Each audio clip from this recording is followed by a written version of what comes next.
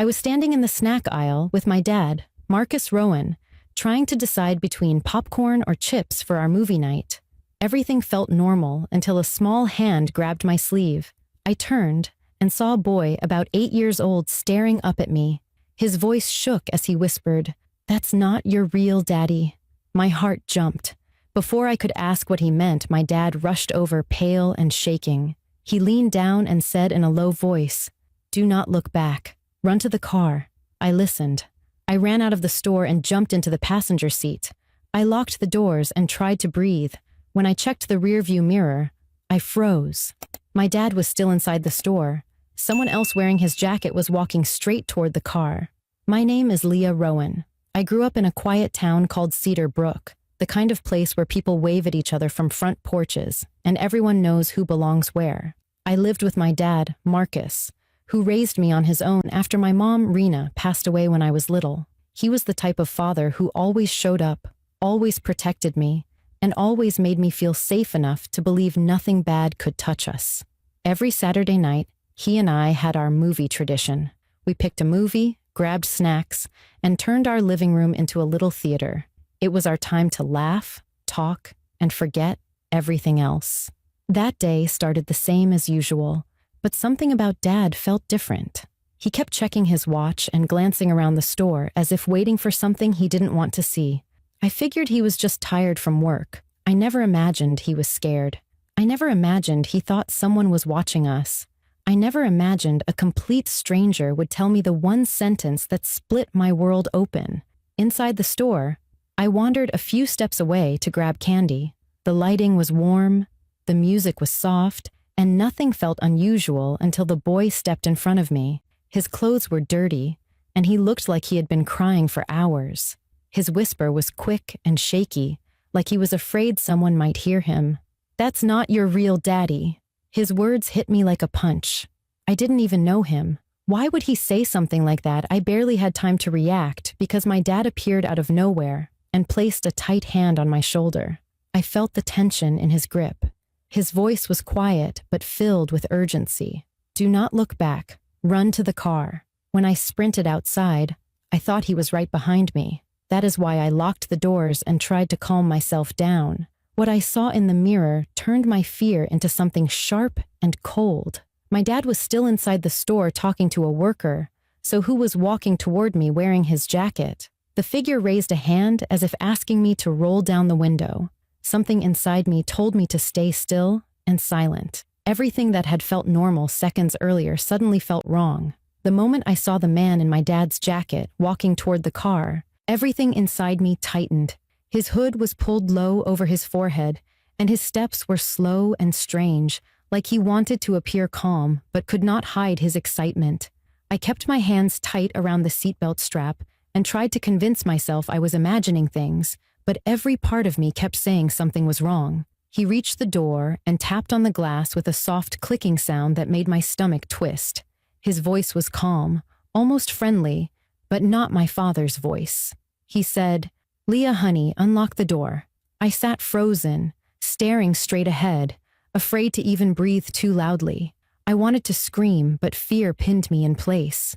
The doors were locked, but I suddenly felt like they were thin pieces of plastic that could break at any second. The man leaned closer and placed his hand on the door handle as if testing whether I had forgotten to lock it. Seeing his fingers curl around the handle made my heartbeat pound so fast I felt dizzy. I kept waiting for someone from the parking lot to notice, but everyone was busy bagging groceries or loading cars, unaware that I was seconds away from something I did not even understand. Inside the store, through the glass, I could see my real dad's reflection moving near the counter, talking urgently with two workers. He was still inside. He had never come out. That meant the man outside the car was someone else entirely.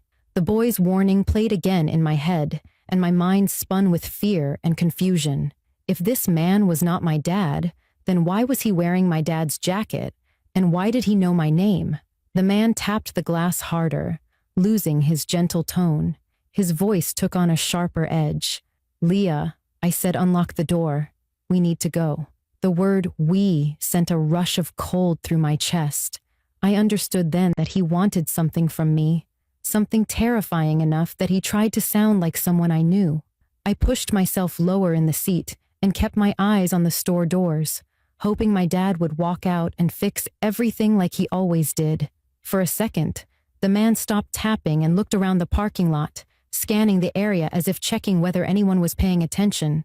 Then he tried the door again with a quick jerk that made the car shake. That movement snapped me out of my paralysis, and I realized staying in the car was the worst mistake I could make. I unbuckled my seatbelt and grabbed the door handle on my side. I knew the moment I opened it, he would notice, but I had no time left. I threw the door open, jumped out, and ran toward the store as fast as my legs could carry me. Behind me, I heard him shout something angry, but I did not turn around. I pushed through the store doors and nearly collided with a woman and a young boy. It was the same boy who had warned me. His mother grabbed his shoulders protectively and moved him behind her. She had a tense expression and seemed scared herself. She looked at me with urgency and asked, "Did he try to get you too?"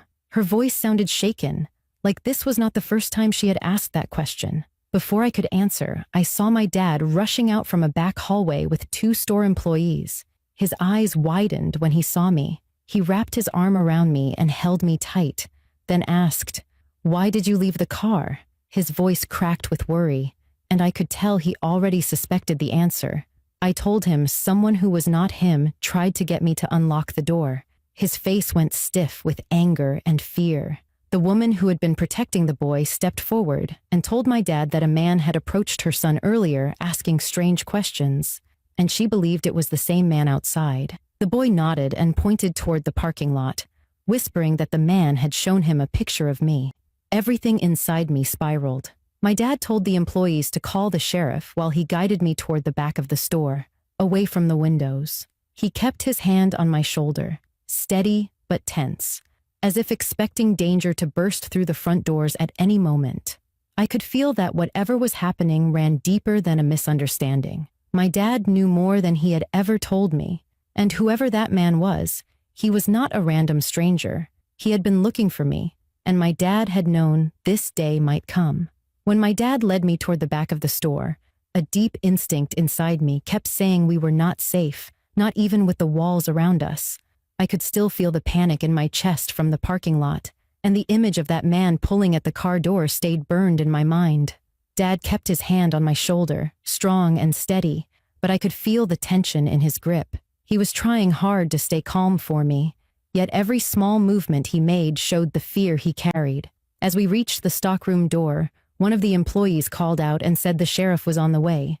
Dad nodded but did not slow down. The woman with the young boy followed us, insisting that the man had been hanging around the store for several days and had asked multiple people about a teenage girl with dark hair and a green backpack. Hearing that made my stomach twist, because that was exactly what I was wearing.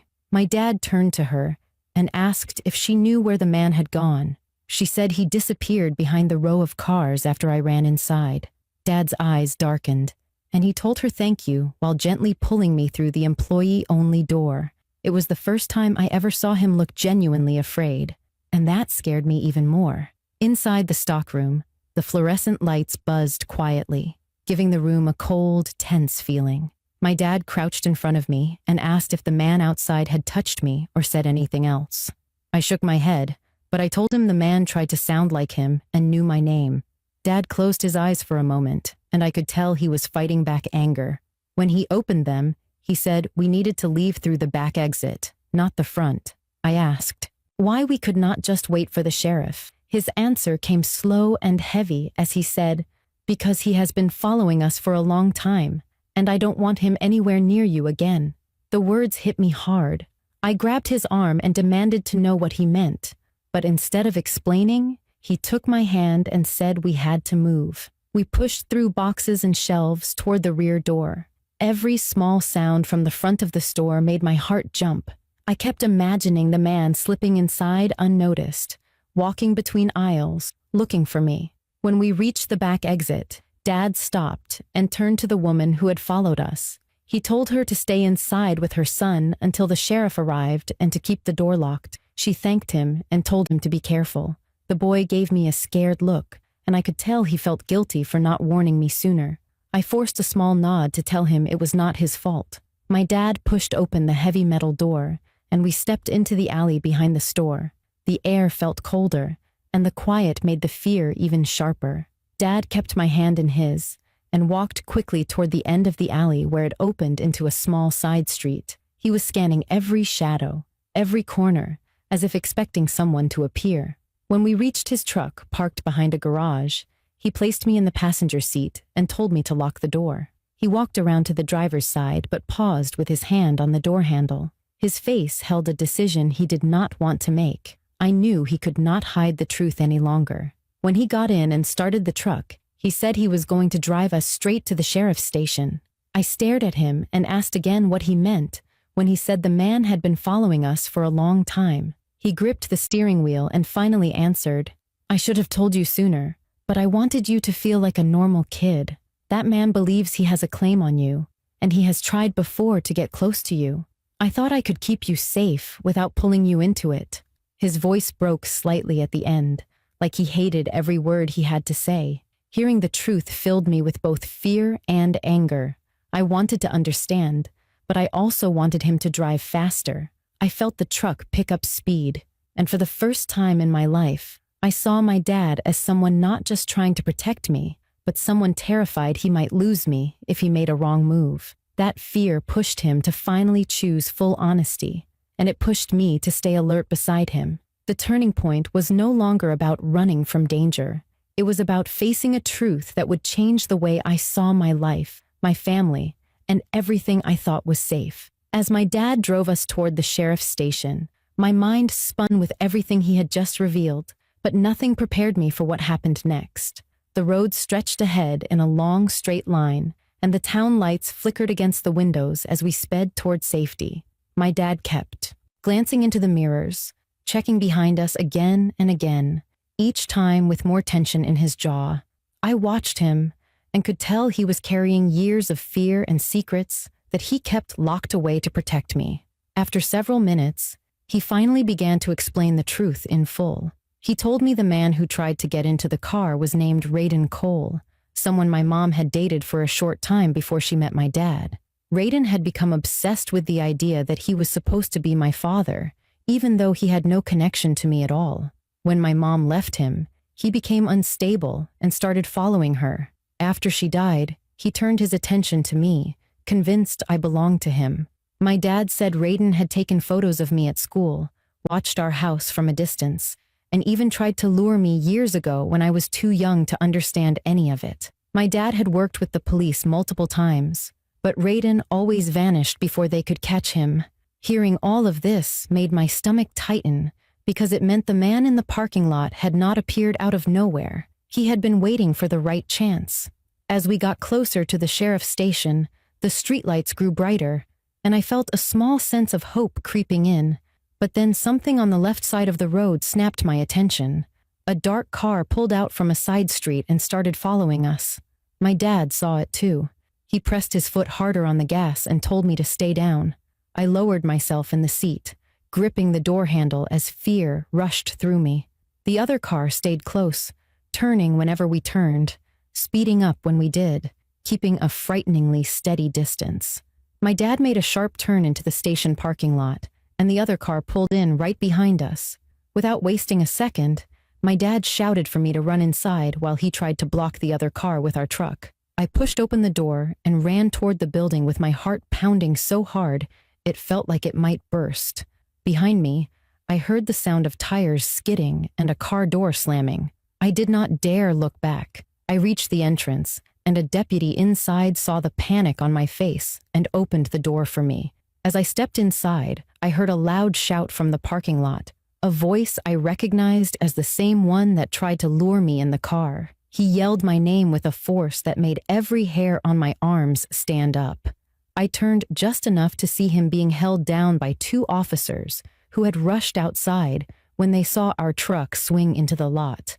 They were trying to pull him away from the doors while he kicked and screamed, insisting I was his daughter and demanding they let him go. His face twisted with anger, and his eyes locked on me through the glass, like he believed he had some right to me. Seeing him like that, wild and desperate, made the fear inside me push deeper than ever, because I realized how far he would have gone if he had reached me first. My dad ran toward us, breathless but steady, and wrapped his arm around my shoulders as the officers forced Raiden into a patrol car. Even as they closed the door and drove him toward a holding area at the back of the station, I could still hear him shouting my name through the metal and glass. It felt unreal, like I had stepped into someone else's nightmare. My dad kept his arm around me and guided me farther inside the building while several deputies asked us questions about what had happened. I could barely form words at first, still shaken by the intensity of the moment. When Raiden's shouting finally faded into silence, the weight of everything crashed down on me, and I realized how close I had been to losing my entire life in one terrifying afternoon. Standing inside the sheriff's station, surrounded by officers and my dad's protective presence, I felt a mix of relief and shock washing over me. The big reveal was no longer hidden in whispers or warnings. It stood right in front of me, undeniable and terrifying. The man who had haunted the edges of my life was finally caught, and for the first time, the danger I had never known existed was fully visible. Inside the sheriff's station, after Raiden was taken into a back holding area, the world around me began to slow down. My legs shook, and my hands would not stay still, but my dad kept a steady grip on my shoulder as deputies guided us to a small interview room. The bright overhead lights made the room feel colder, and the metal chair squeaked as I sat down. I watched my dad sit across from me, and for the first time, I saw how exhausted he looked.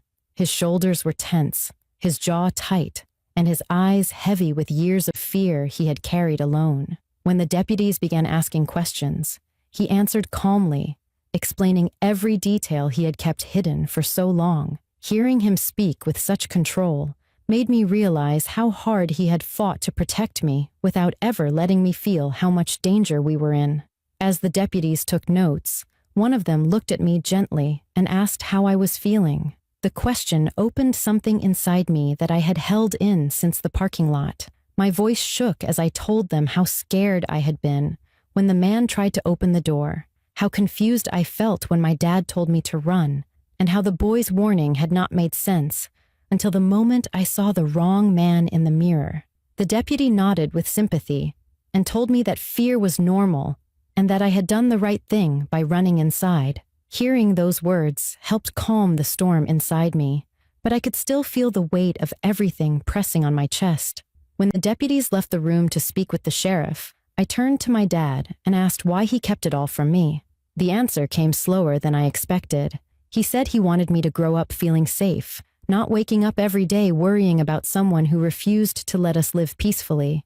He thought if he watched closely enough, prepared quietly enough, and worked with the police, he could keep Raiden away without ever letting the darkness touch my life. He admitted it was the hardest secret he had ever carried, because each time Raiden surfaced, the fear of losing me grew stronger. Hearing him say that made my eyes sting, because it showed me the kind of love he had given me my entire life. Not perfect love, but brave love. Love that pushed him to stand between me and a threat I never knew existed. I reached across the table and took his hand, telling him I trusted him, even if the truth hurt. His shoulders loosened, and he gave me a soft, relieved smile that I had not seen all day. The sheriff came in a few minutes later and explained that Raiden would be held on multiple charges, including attempted kidnapping and harassment.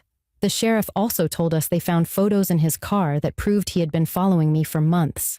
Hearing that made my stomach sink, but it also made me realize how lucky I was that everything happened in public, where people could help. The sheriff assured us the case would move quickly because the evidence was strong, and Raiden had been on their radar for years. After the sheriff left, my dad asked if I was ready to go home. The idea of going home felt strange at first, like home might not feel the same knowing someone had been watching us. But I also knew home was where I felt safe, and being with my dad mattered more than any fear that tried to control me. When we stepped outside, the night air felt cooler, and the parking lot was quiet, except for a few officers talking near the patrol cars. I looked around carefully, half expecting Raiden to somehow appear, but my dad told me it was safe and that he would not let anything happen to me. I believed him. The drive home was quiet, but the silence between us was warm and full of a new kind of understanding. When we walked inside the house, our living room still had the blankets we had planned to use for movie night. For a moment, I thought about how different the day would have been without that warning from the boy, without my dad's fast reaction, without the officers who stepped in. I sank into the couch, and my dad sat next to me, and for the first time since the chaos began, I let myself breathe fully. I realized I could have lost everything, but instead, I gained clarity about the strength of the man who raised me. He did not need to be connected to me by blood to be my real father. He proved it through every moment of protection, sacrifice, and love he had shown since the day I was born. As I leaned against him, I understood that the world could be frightening and unpredictable, but having someone who fights for you is the greatest safety you can have. That night, before I went to sleep, I decided that fear would not define me. What happened changed me, but it also taught me the value of truth, trust, and the kind of courage that grows only when life forces you to face the unknown. If you are watching this, remember to cherish the people who stand between you and danger, because they are the ones who hold your world together when everything else tries to fall apart. If you want more stories like this, make sure you subscribe and comment where you are watching from.